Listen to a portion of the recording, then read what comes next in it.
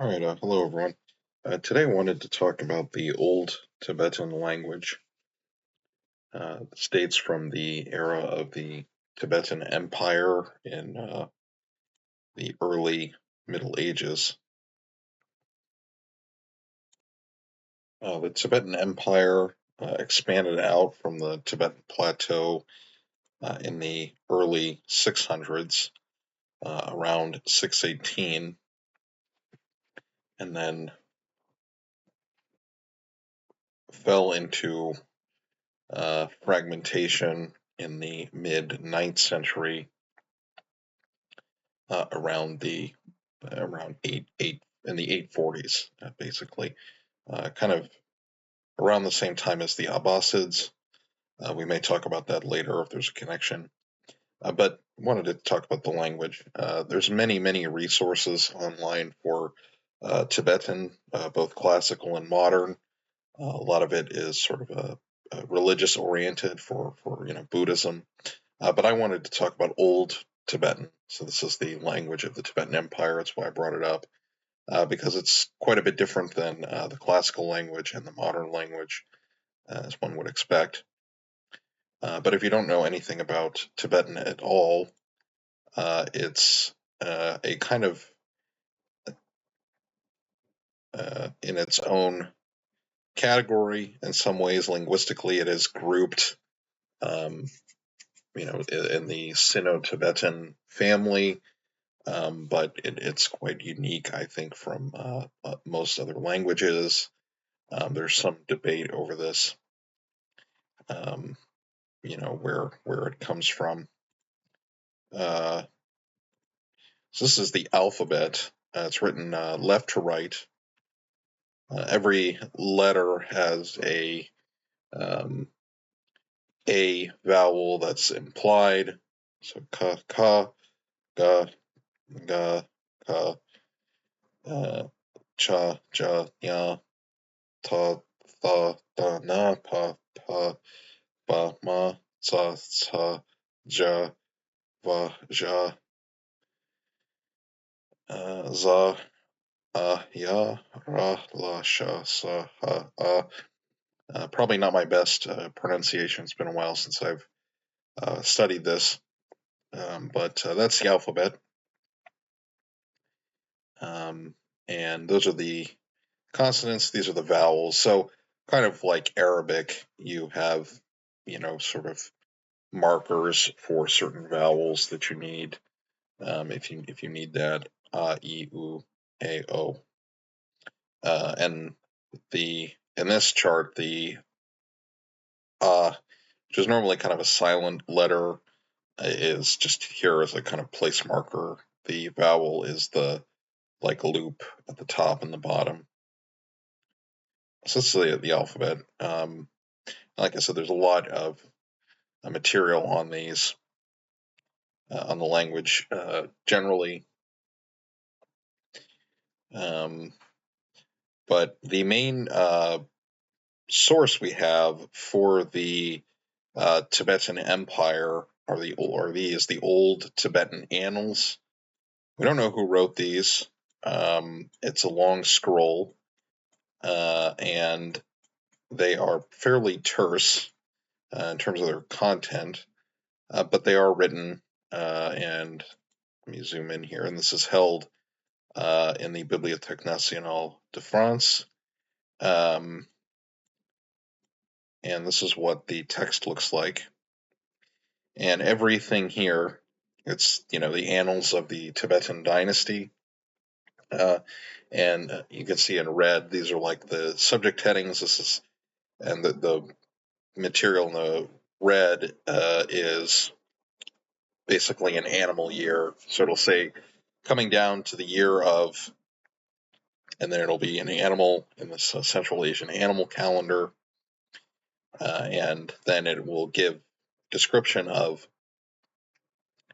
what happened that year. And it's not really clear what some of these things mean.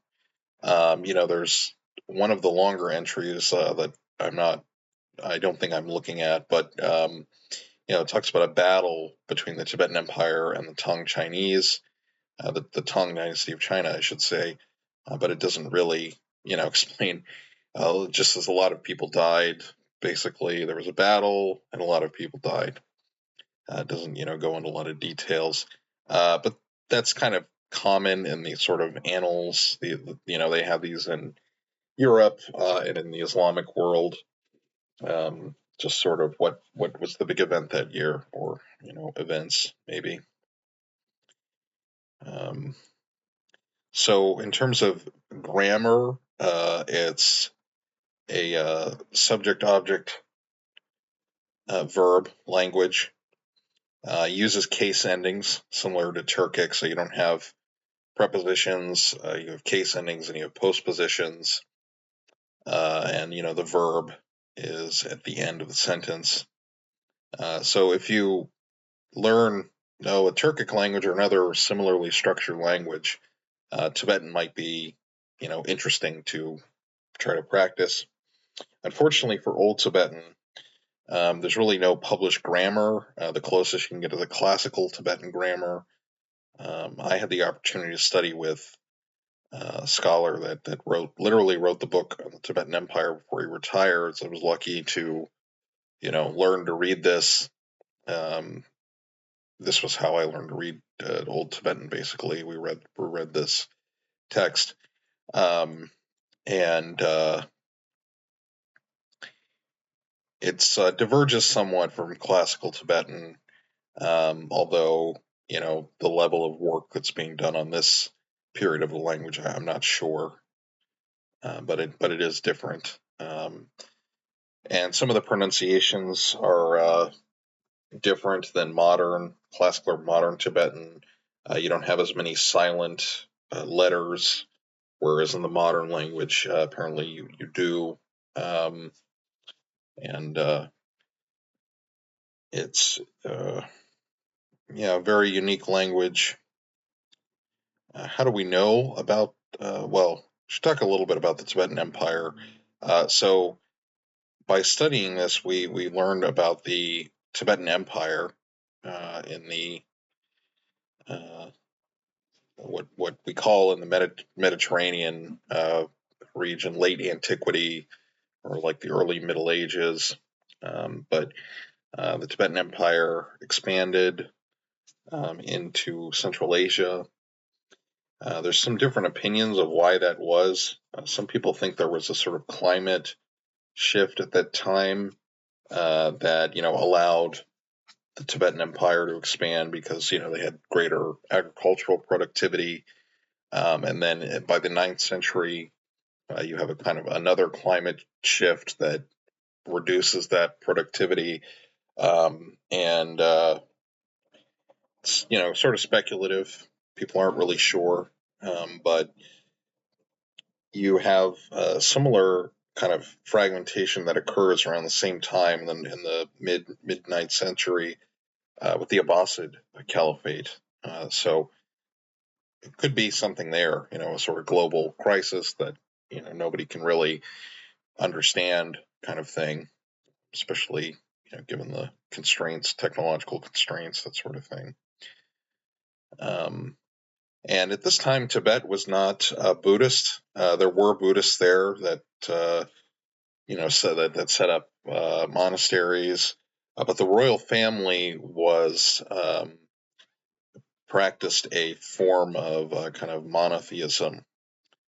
They were, but not of any, it wasn't like Christian or something like that. It was kind of, Central Asian monotheism. It's not very clear.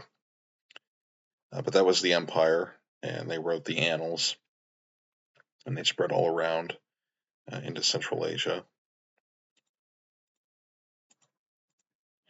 And this is the Annals again, which have been edited and translated in an edition, and you can find the information about that in the video description where I keep the bibliographies for these videos. But what do they read like? What do the Annals read like? they're, like I said, they're pretty terse. They don't really explain a lot of information, but they do give you, I think, quite a bit. I shouldn't undersell it, but this is how they're written, essentially. This is part of the portion that's kind of fragmented, but the Tsanpo, Chris Strong Ritsan set out north on the road, made war on the Aja in China, with China and the Aja offered tribute. And I'm not sure who the Aja are. In this edition, they don't explain what that means. Although they have a name for China, and they also have a name for the Turks. So they do identify the Turks, in the annals. And you have other information like this. When Sanbo, the elder brother Srongtsan, and the younger brother Sansrong were fighting, something Hashregs became treacherous, and at Gizen in Ginald, the younger brother Sung strung to fire. And some of these things, it's not very clear how they're meant to be translated, which is kind of what the editor of this edition is saying here. But you can find this online. This is published by the Austrian Academy of Sciences. It makes for interesting reading, definitely, even if it is quite simple. And like I said, if you wanted to try to learn Old Tibetan to practice it, this is a good way to do it, because none of these passages or the entries in the annals are very long. Most of the grammar is not incredibly difficult. So, a good way to learn. How do we know about the annals?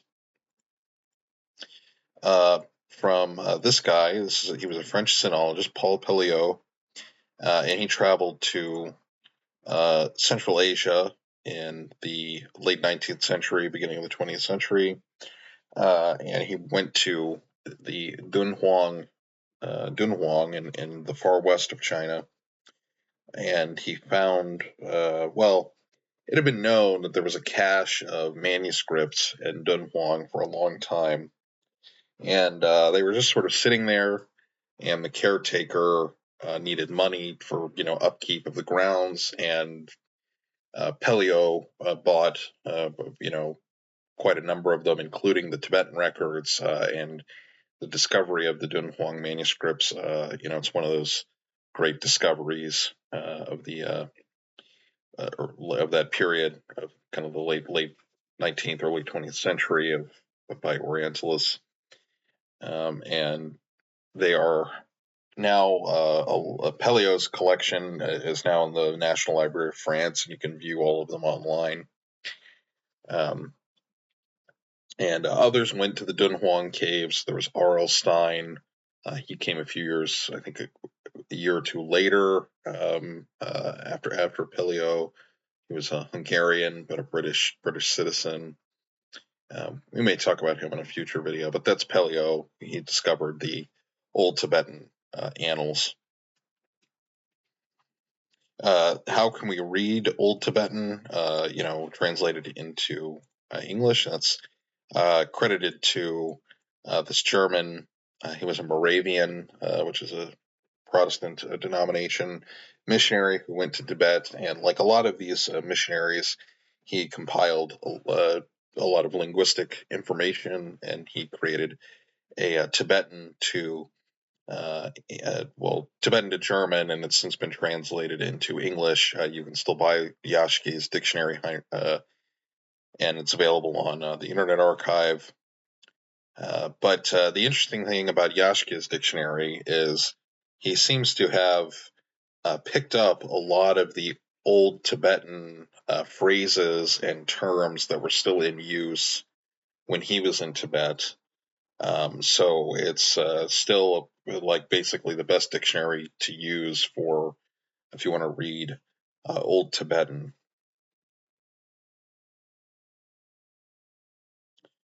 Um, so, and I guess I just close here with, what do we do with a text like the Old Tibetan Annals? Because there's not a lot of details here in terms of, what can we glean from this? How do we think about this? In some sense, you have to think about it historically. You have to consider, it's a dynastic annal, so this is what the dynasty wants to project, but we never want to go too far and say that, well, it's just a fictive document, or it's just, sort of a thing to build legitimacy and we can't trust it, because, especially for a lot of the Silk Road history, we don't really have very many sources.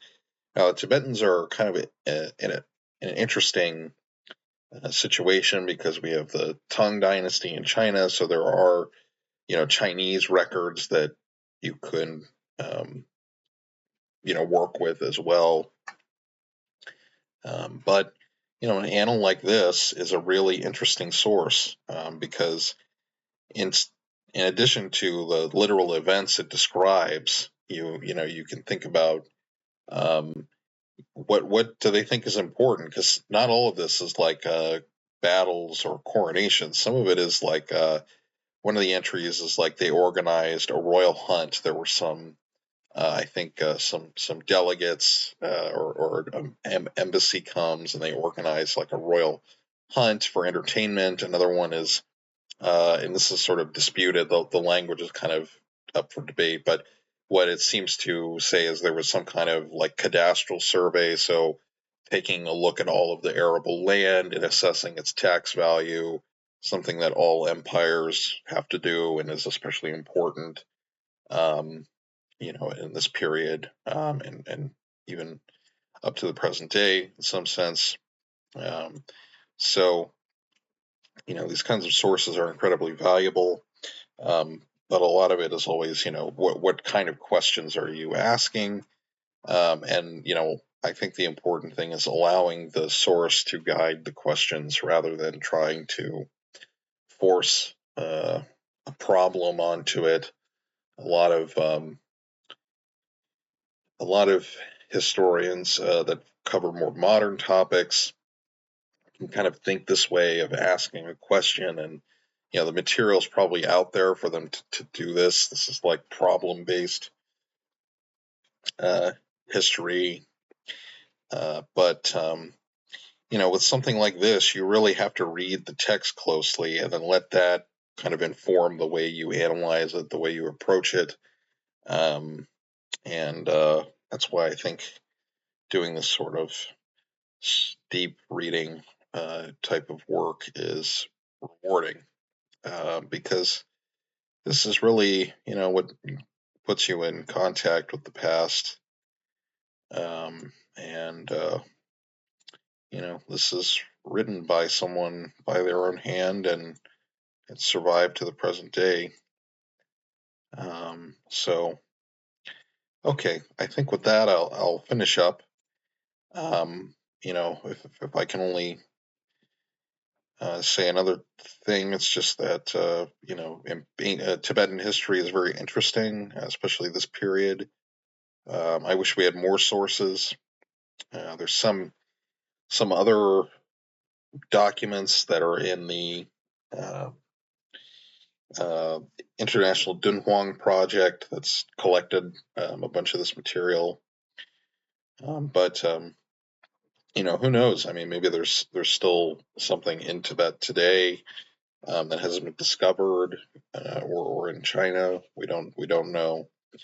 But yeah, I think the Tibetan Empire is very fascinating. And please post any comments or feedback you have. Thank you for watching, and I will talk to you in the next video.